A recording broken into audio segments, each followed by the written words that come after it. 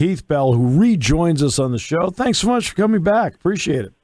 Thanks for having me. All right. So here we are at this point. The Yankees, and by the way, it's Ring the Bell. It's the podcast, by the way, on the Bleav Network. Heath, the Yankees are playing over 700 right now. Is it just one thing that's caused this, or is a lot of things fallen into place for them to make them the team they are to this point? I think this is kind of a couple of years to be making. I don't think it's just like one key. I think they've been kind of gelling as a team the last couple of years, and everything's starting to work for them. The pitching, the relieving, and the hitting. So also defense. So I think it's just everything's working right now. Everything is like everybody's on the same page, and they don't have one flaw. It's kind of like them in the late 90s right now, I think. Well, it's interesting, in the late 90s, they acquired from Seattle a guy named Tino Martinez in the late 90s. And he took a mediocre defensive infield, which they were. I don't know, and that includes Jeter. Jeter, honestly, Jeter was an okay fielder. I think he was an average shortstop. He wasn't the best. He wasn't the worst. Right. He was just a good, solid average. But Tino Martinez and Mark Teixeira made him better. So what has Anthony Rizzo meant to this Yankee infield? I think he kind of means the same exact thing. It's like you can have a good infield, but when you get a first baseman that can pick the ball, then your infield's not pressing that they have to make the perfect throw. Because, an average infielder is going to throw the ball wide. He's going to bounce the ball. And if your infielder picks it, it's not an error. And then you feel better about yourself, like, hey, man, thanks for picking me up. And then all of a sudden you feel like you can go after more, or you're going to be a little bit better because you have that guy out there that is basically going to vacuum everything up and pick everything for you. And he's, if you're a little bit off, he's going to help you out. All right. The Phillies, you've been through managerial changes, Heath. Mm-hmm. So they changed managers, and they've been red hot since. They've only lost one game. Does it make that much of a difference? Does it change the personality of the clubhouse? Do you feel like you have a fresh start when something like that happens? Give me a player's point of view on that. So a player's point of view to a manager is, it's one of those things. You have to feel like the manager's on your side, in your back. Because, baseball is a game of failing. You got to fail 7 out of 10 times, you're a Hall of Famer. If you fail 8, you're a nobody. Yeah. But the thing is you got to feel like he's on your side. And, if you have a bad game, it's okay. And it's almost like he's your leader. He's your mentor. And if you don't Bleav in your leader, you don't Bleav in your boss is doing the right thing, then you're not going to do the right thing. And you'll be like, well, he should do this, he should do that. And when you have a manager that's like very honest to the players, like, hey, I'll just give you an example. Let's just say Bryce Harper's playing right field, and they go, hey, Bryce, I want you to have a day off, and, let's pick a day. So he picks Thursday, the day game. Then he goes to the bench and says, John Doe or whoever is off the bench, hey, you're going Bryce is going to have a day off on Thursday and, like, say Sunday this week or whichever it is. Right. You're going to play those 2 days. So be ready for those 2 days. Then it actually, Thursday comes, Sunday comes, whatnot, the day games. And he does. He starts those guys. Now those guys feel like whatever the manager says, he goes. But if he goes like, hey, Bryce is going to play, he's going to take a day off Thursday. And then all of a sudden he doesn't play over, somebody else plays over Joe Smith or whatever. Right. Or Bryce plays again, and the manager doesn't go and say, hey, look, Bryce, it was his birthday. I didn't know about it, but I'm going to give you the next day. Just be honest with the players. And when managers are honest with the players, you feel like you can achieve more with guys, because you can go out there and, like, say you're the backup guy. Your first 2 at-bats, you don't hit well, and they're going to pitch hit for you. You feel like, oh, it's okay, I didn't have it today, but he's going to put me out there the next time, or – usually you have 2 bench guys, and, you root on that guy, and you're not like going against somebody, and you're all striding for the same thing and the same win. So like I said, your manager, even though kind of nowadays is not making the lineups and all that stuff, he's your leader. He's your mentor to get the guys riled up to go forward. And when they're losing a game or 2 and they're down, he's the guy that picks them up and says, hey, pat them on the back. It's okay. You're going to be out there next time. You're going to play in this game. You're going to pitch this situation again. Don't worry about it. You're my guy. And if you Bleav in that, then you play so much better. In fact, I think we touched on this the last time, but in your own personal role, that when managers told you, and there was a reliability of when you were going to be in the game, and you knew that day about the neighborhood you'd be in, it made a difference for you. I think that's how you phrased it to me. Yeah, it's just one of those things. If you know that you're the seventh inning guy or you're the eighth inning guy, if you're 3 or less runs, you're the guy. You know you're getting ramped up, you're getting ready for that, just like a position player is going to do it. He's going to play that day game to give somebody a rest. You just feel that sense of pride, like, okay, this is my day, but my job on this team is to pitch either this inning in this situation or a position player. So, like, I'm giving these guys days off. I'm not trying to beat out Bryce Harper or so-and-so. I'm here to give this guy a day off. So,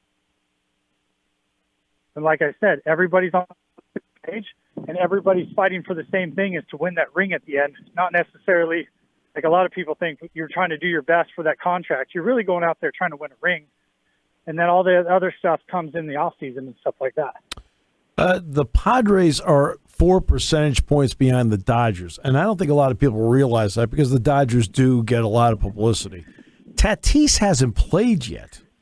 What do you like about the Padres to this point, and what potential impact can this guy have once he gets into the lineup? Well, first of all, Padres haven't had a good leader, a good manager in the last couple of years, and Bob Melvin has fit that role perfectly. Yeah. Machado's, having an MVP year. Eric Hosmer was having a really good start off the season, kind of fell off the last couple of weeks. But I really think it's our manager that's the difference maker. Because if you look at our lineup, most of the team is batting 200, 210, 220. Nobody's killing the ball, but everybody's playing as a team. Everybody's doing their thing. And when Tatis comes back, he's that big name guy. When Machado got traded to the Dodgers, a big name guy that gets traded that kind of scoots them along. Well, I think Tatis is kind of going to be the same thing without a trade. He's going to be back in that lineup. The defense is going to get a little bit better. Kim's been doing a great job over there, batting like 220, but, doing as best he can. But Tatis is just way better. And then Tatis, with his power and the way he hits, he's basically like having another Machado in the lineup. So it's going to be like getting a big name trade without trading anybody when he comes back. It's a really good point. All right, now I'm going to go to the opposite end of the spectrum. The Pirates, and because we're talking about the local team here, once again, really struggling. Lost 7 in a row. They became the last team in the National League to clear 200 runs scored. Okay, so I'll tell you, from my perspective, and of course, I've announced so many college football and basketball games in my career, so I take it from that perspective. There's always been a saying around here, you'd rather play a game too late than a game too early. It's more of a confidence thing than anything else. When the Pirates come back home, I'm almost a proponent now of, bring up all the prospects and just start playing them. Now, how do you feel about it? Because what they have now isn't working. So you might as well get the populace excited about something, in my opinion. What's your opinion from the players' point of view? Well, you got to figure out what's going wrong. Is it, I'm not saying it's the manager's, fault and whatnot, but you got to figure out why are guys not gelling together and what's the deal. You don't want to here's the worst thing you can do. You can call up the prospects and play them every day. But do they get in the culture of just losing? And it's like, well, let me just get my numbers. Give me a quality start as a pitcher, but I don't care if I win or not. Right. And then you're not breeding winning. And position players are like, let me just get my hit. I know we're not going to win this game or whatnot. And then they're going to get down on themselves and this and that. And hitting can be contagious and this and that. And also losing can be contagious. So the coaching staff there has got to figure out what's going on. They got to do something. They got to lighten up the mood because, it was a short while ago. Wasn't the Pirates that went and beat L.A.? Yeah, took 3 straight. So let's look back and see what did they do there. Like I said, the manager is kind of like your dictate of where you're going. Look at the Phillies. Look at the Padres the last couple of years. They had brand new managers that have never been in the big leagues, never played in the big leagues. Right. We're just front office guys that coached a little bit in the minors, and then you get Bob Melvin, and it's literally the same team without one of their star players, and they're right behind the Dodgers. So it's one of those things that I really believe the manager is a huge part of this. But and with Pittsburgh, what were you doing going into LA? What were the guys thinking? What were they doing? You got to go match that. You got to be like, okay, look, we're not going to win the whole thing, but why not? Nobody expects us to win. So you got to get the guys to believe that as a manager. Like, managing games is not like it used to be, where you put in the right guys and this and that. I mean, I think it is a little bit, but you also have to inspire the guys. It's a lot of inspirement and getting guys to play all on the same page and to work for the best thing for the organization. Like, did anybody think the Pirates were going to win the World Series this year? No. Everybody, no, be honestly, no. But you have to get the guys to think, why not us? Why not? Right. You're like, why not? Everybody counts us out, but let's go and show them. We can throw just as hard. We can throw, catch the ball. We can hit the ball. Why not? Nobody's going to go, Pittsburgh, we got to really be on our A game. So that's where the managerial, you inspire guys. I feel like managers have to inspire guys more, and they can't just do the whole team. They got to do individuals. So. All right. So now I want to ask you one more broad question. How do you feel about analytics in the game? I feel like analytics is overused. I Bleav that it's a good thing. It's like a pitcher. That's the easiest way to understand, to tell people. A pitcher has to establish their fastball, and they have to hit their inside and outside and keep the ball down. And if they have a good curveball, that even makes them a better pitcher. I mean, look at Rivera. Mo, he basically had a cut fastball. He had one pitch, and he was really good because he could locate it. Right. But you need multiple pitches. So if you use analytics as your one pitch, like your cut fastball or your fastball, it's not going to work over time. But if you use it as your second or third, pitch, I think it can work. But you can't just go, well, this guy, he gets on base a lot. Okay, but he's batting .220. Yeah, but he walks a lot. He gets on. Okay, well, this guy has so many quality starts, but he loses every game. Right. This guy has a great spin rotation. Okay, but he gets hit. Yeah, but his rotation's great. The RPMs or whatever. Yeah, I know. Yeah, I know. It's And I'm just like, okay, so tell me, is this stat that I think they all use is the WAR stat? That they love. Yeah. The analytics people, I think, love. So you're telling me that Mike Trout has one of the best WARs in the game, right? Mm-hmm. So that's wins against run, or what's the replacement? Wins against replacement. Okay, so if he has the best winning stat, don't you think he should win? His team should win a lot, but the Angels don't. Right. So please explain to me how it's wins replacement, but so you're telling me that if they didn't have Mike Trout, like Mike Trout should make them win 40 games and they only win 70 games, so they should only win 30 games without Mike Trout? I mean, I don't understand how it equates to winning games. I know. And I think analytics have forgot about winning games. The good teams hit guys over. They steal bases. They hit and run. Yes, they do. Bunting, they do a little bit, but not a huge amount. Mm-hmm. And today, but analytics says bunting should be get out of here. Hit and run shouldn't matter. It should be about hitting the ball as far. It's about how hard you hit it off the bat. Great, you hit the ball 110 miles an hour off the bat, but you're batting .230. So great, like you're hitting the ball 150 miles off the bat, but you're hitting it right at people. I'd rather have a guy hit it 80 and find a hole. Like Tony Gwynn used to say, you just have bad aim. Aim for the holes. Yeah. Like I don't know how hitters can aim for the holes, but he was a different breed. But analytics, I'm not huge in analytics. Do I think some analytics is good? Yeah. Yeah. But I think it's a tool to get better, but it's not a tool to win games. To me, analytics are an excellent supplement. Okay, because I want all the information I can get. At that point, let me make the decisions. Okay? Yeah. And then you go from there. That's how I've always looked.